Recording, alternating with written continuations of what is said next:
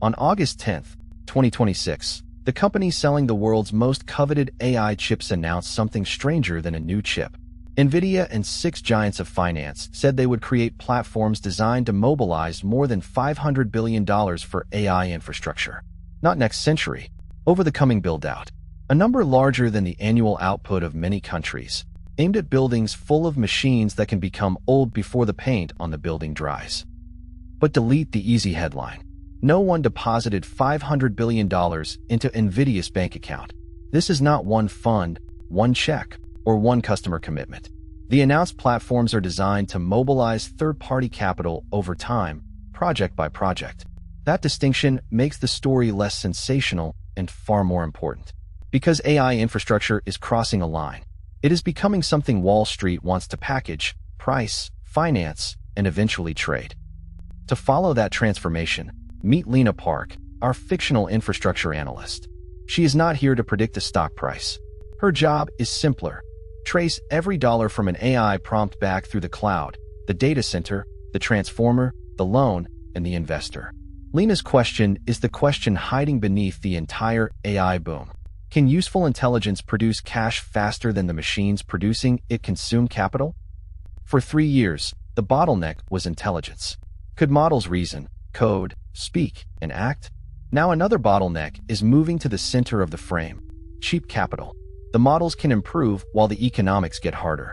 The products can be useful while the projects are mispriced. AI is not running out of intelligence. It may be running out of balance sheet room. And that is why the chip company is suddenly standing beside the world's largest financial institutions. Noah Reyes, our fictional data center engineer, walks Lena onto the white floor of an AI factory. It does not sell steel or cars. It sells computation by the second, training runs, generated images, search answers, coding agents, and millions of tiny inferences. The factory earns only when the racks are powered, cooled, connected, scheduled, and busy. A silent GPU is not inventory waiting politely on a shelf. It is expensive capacity earning nothing. The money path begins with an investor or lender. Capital enters a project company. The project buys land, power equipment, cooling, networking, and accelerators. A cloud provider or AI lab signs a lease or capacity contract. Customers buy compute. Cash moves backward through the pipe to operating costs, interest, and principal. In the best version, everyone gets paid because demand stays high. In the worst version, one weak link drains the whole pipe. The International Energy Agency says an advanced rack, roughly the size of a refrigerator, could reach peak power demand comparable to 65 households by 2027. That is not the whole data center. It is one rack. Multiply it by thousands, then add cooling, storage, networking, backup generation, and batteries. The financial model is inseparable from the electrical model. A rack without contracted power is not an asset. It is a very expensive metal cabinet. Before a single useful token exists, someone must secure land, permits, transmission, transformers, substations, water or alternative cooling, fiber, construction crews, and delivery slots for specialized equipment. Some pieces last decades. Some last a few years. Some may be obsolete before a 20-year lease has finished its first quarter. Finance has to blend all of those clocks into one project and pretend, for a moment, that the future is measurable. A warehouse can remain useful for 30 years. A state-of-the-art accelerator faces a new generation almost every year. Software can extend its productive life, and older chips can move to cheaper workloads. But the market value of yesterday's machine depends on tomorrow's performance, energy efficiency, memory, software support, and supply. The debt schedule is fixed. The residual value is not. That mismatch is the quiet clock inside every AI financing deal. Lena splits the facility in two. On the left, concrete, power, and fiber, long-lived infrastructure that can host future equipment. On the right, servers and accelerators, shorter-lived machines whose economic value can fall quickly. The strongest projects separate those risks. The weakest finance both as if they age at the same speed. When people say data centers are the new railroads, ask which part they mean, the durable track or the locomotive that needs replacement. Now zoom out. The IEA reported that capital expenditure by 5 large technology companies exceeded $400 billion in 2025, and was set to rise another 75% in 2026. That implies a build-out approaching $700 billion from only 5 companies, before counting many smaller operators. This is why normal corporate budgets are giving way to bonds, leases, project companies, private credit, and infrastructure funds. Microsoft said it expected roughly $190 billion of capital expenditure in calendar 2026. Management also said capacity would remain constrained through the year. That is the bull case in one receipt. Spend is exploding because customers want more than the system can serve. Microsoft reported $627 billion of remaining performance obligations, though backlog is not the same as current revenue or profit. The same Microsoft quarter reveals the tension. Roughly 2/3 of capital expenditure went to short-lived assets, primarily GPUs and CPUs. The rest supported assets expected to monetize for 15 years or more. So the spending is not merely building digital real estate. Much of it is buying machines on a replacement treadmill. Demand can be enormous and the returns can still disappoint if utilization, pricing, or useful life falls below the model. Alphabet guided to between $175 and $185 billion of capital expenditure in 2026. It said about 60% of the previous year's technical infrastructure investment went to machines, with 40% in data centers and networking. But Alphabet also supplied a powerful counterpoint. The cost of serving Gemini fell 78% during 2025 through model, efficiency, and utilization improvements. A 78% serving cost reduction sounds like the answer. It might be. Cheaper inference can improve margins. It can also unlock new products and more usage. Yet computing has a habit. When each unit gets cheaper, people often consume many more units. Agents run longer than chat replies. Video costs more than text. Scientific workloads can absorb every gain. Efficiency lowers the cost of a token, but it does not guarantee lower total spending. Meta guided to $115 to $135 billion of 2026 capital expenditure. Its annual filing also listed more than $103 billion of leases not yet commenced, mostly for data centers, co-location, and networks. Separate contractual commitments totaled $131 billion. These are not all due tomorrow, and they are not all pure AI, but they show how today's decision can harden into decades of future payments. Calling Meta fragile would be misleading. It generated nearly $116 billion of operating cash flow in 2025. It also raised almost $30 billion through notes and ended the year with $59 billion of long-term debt. This is the central nuance. The hyperscalers are not penniless startups. Their giant cash engines can fund enormous bets. The risk grows when those bets exceed even giant cash engines and migrate outward. Oracle made that migration explicit. In a filing with the Securities and Exchange Commission, it said it planned to raise $45 to $50 billion in 2026 for cloud capacity.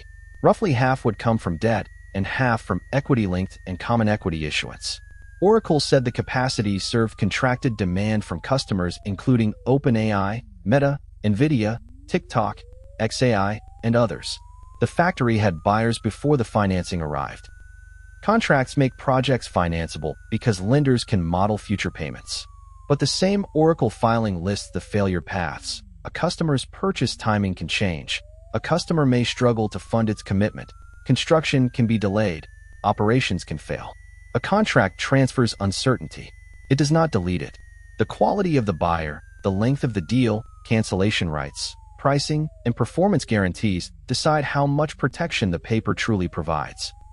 OpenAI describes the builder's strongest argument as a flywheel. More compute enables better models. Better models create more usage. More usage improves products and revenue. Revenue funds more infrastructure. The company says Stargate surpassed its initial 10-gigawatt United States target and continues to expand. This is a company explaining its own strategy, not independent proof of future returns. But it captures why builders fear underinvesting more than they fear overbuilding. The bull case deserves its full weight. Cloud backlogs are large. Major providers say demand exceeds supply. AI coding, search, advertising, enterprise assistance, agents, and media generation already produce revenue. Faster models create new categories that were impossible one generation earlier. If intelligence becomes an input to every industry, Today's data centers may look less like speculative offices and more like the electrical grid before mass electrification.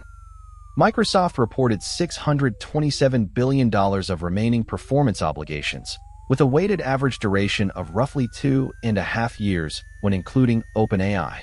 About one quarter was expected to become revenue within 12 months. That is real commercial evidence.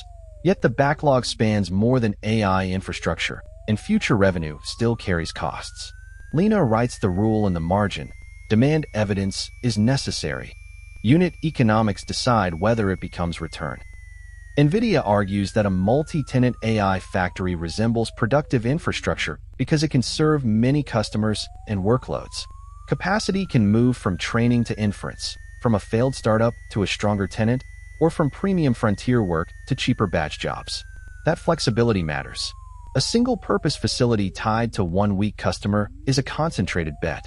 A well-connected factory with diverse demand can behave more like a utility, though never with the same technological stability. Hardware life is not dictated only by launch dates. Better kernels, quantization, batching, scheduling, and model design can make existing machines more productive. Older accelerators can serve smaller models or less urgent work. That creates a residual market instead of a cliff. The bull case depends on this latter. Premium workloads move to new chips, ordinary workloads move down, and every rung remains occupied enough to produce cash. Now start a second clock. One hand tracks cash arriving from customers. The other tracks the economic aging of the hardware. The project succeeds when cash accumulates faster than value disappears. It struggles when pricing falls, utilization drops, or the next generation makes current machines expensive per unit of work. The technology does not need to become useless. It only needs to earn less than the financing model assumed. This is the depreciation treadmill. Buy the fastest chips. Spend months installing them. Ramp customer workloads. Record depreciation. Then decide whether to replace them while the loans, leases, and power contracts continue. Faster innovation is wonderful for AI capability and brutal for anyone underwriting yesterday's residual value. A boom can contain excellent technology, genuine customers, and bad individual investments at the same time. Those statements do not contradict each other. Critics point to a circle. A chipmaker invests in an AI company. The AI company commits to a cloud provider. The cloud provider buys chips. The chipmaker's sales rise, supporting new investment. Circular relationships do not automatically mean fake demand. Strategic ecosystems often finance their own growth. The warning appears when one participant's revenue depends heavily on capital supplied, guaranteed, or stimulated by another participant in the same loop. It is tempting to draw a straight line to 2008. Package the assets, sell the risk, wait for the crash. That comparison is too easy. AI compute produces measurable services. Hyperscalers have cash flow. Many contracts involve highly rated buyers. The capital structures differ from mortgages. The useful lesson is narrower. Securitization can spread exposure so widely that the original demand assumption matters to people who never chose the underlying project. The IA states the shift plainly. Data center investment has grown too large to be funded from company balance sheets alone, so capital markets will be critical. That means steel, chips, and electricity now respond not only to engineers and customers, but to interest rates, credit spreads, asset valuations, and market sentiment.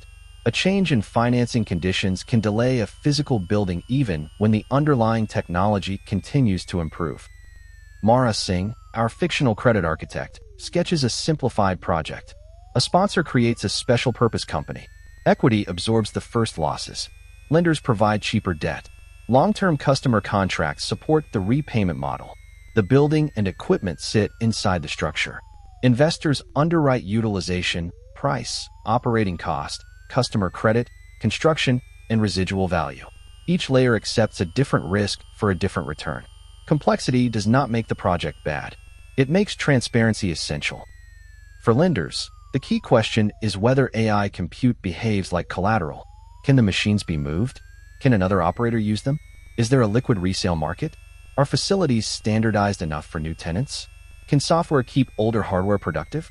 A building beside abundant power and fiber may retain value. A custom cluster in the wrong location, tied to one buyer and one cooling design, may not.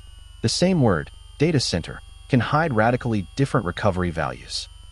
The new financing platforms can solve a real problem, move projects off a single corporate balance sheet, and connect them with long-term capital. But risk does not vanish. It changes owners. Construction risk may sit with a developer. Demand risk may sit behind a lease. Residual value risk may sit with a lender or equity sponsor. The public headline celebrates the capital raised. The documentary question is who owns each loss when the model's assumptions fail. Even perfect financing cannot manufacture a transformer. The IA project's data center electricity consumption roughly doubling from 485 terawatt-hours in 2025 to 950 in 2030, while AI-focused consumption triples. Chip, turbine, transformer, and grid connection bottlenecks are already constraining projects. A spreadsheet can assume a commissioning date. The grid can veto it without reading the spreadsheet. National numbers hide local consequences. One community sees construction jobs and tax revenue. Another sees transmission lines, water demand, backup generators, or rate debates. OpenAI says projects should create clear local upside and protect communities. Those commitments matter because community opposition and utility economics can become financing risks. The cheapest megawatt on paper may be the slowest megawatt to permit, connect, and operate. Once outside capital becomes essential, interest rates enter the server room. Higher borrowing costs raise the revenue a project must earn. Wider credit spreads can stop marginal facilities. Lower rates can revive them. A lab may still want the compute, but one is not the same as financeable demand. This is why the next phase of AI will be watched by credit desks as closely as benchmark leaderboards. The cost of money becomes part of the cost of intelligence. Lena draws three plausible futures. In the boom, agents and new products absorb capacity, utilization stays high, and infrastructure earns durable returns. In the grind, demand grows but efficiency and competition crush pricing, producing useful AI with mediocre investment returns. In the shakeout, weak operators fail, contracts are repriced, and assets move to stronger owners. None requires AI to disappear. Technology adoption and investor returns can travel on different tracks. Forget the loudest benchmark for a moment. The first number to watch is utilization. How much of installed compute is doing paid work? High utilization spreads fixed costs and supports pricing. Low utilization turns cutting-edge hardware into idle depreciation. Reported demand can look enormous while the wrong machines sit in the wrong region without the right customer, software stack, or power contract. Utilization is where excitement becomes an operating fact. Second, follow cash conversion. Bookings, remaining obligations, and multi-year commitments are valuable signals, but projects repay debt with cash, not press releases. Watch how quickly contracted demand becomes recognized revenue, and how much free cash remains after equipment, construction, leases, and replacement. A growing backlog can support a build-out. A backlog that constantly requires even faster spending can keep the finish line moving away. Third, watch what older accelerators can still earn. If 5-year-old machines remain useful for inference, simulation, education, and smaller models, lenders have a recovery path. If performance per watt improves so fast that old hardware becomes uneconomic, collateral values can fall abruptly. The market needs transparent prices for used compute, standardized performance, and honest assumptions about energy. A chip's technical life and economic life are not the same. Fourth, track power on dates rather than announcement dates. A data center campus can be announced, financed, and partially built while waiting for grid upgrades or specialized equipment. Delays create interest expense without revenue. They also risk delivering an older generation of hardware into a newer market. The project that powers on first may earn scarcity pricing. The project that arrives late may enter a crowded region with a much weaker return. Fifth, ask who actually pays. A diversified factory serving many solvent customers is different from a facility built around one private lab, one uncertain product, or one sponsor's guarantee. Concentration can make construction easier because one contract anchors the deal. It can also turn one customer's strategy change into a project-wide crisis. The size of a commitment matters. The quality, cancellation terms, and funding source matter more. So is this a bubble? That word is too blunt to do the accounting. The technology is real. The demand is real. The infrastructure is real.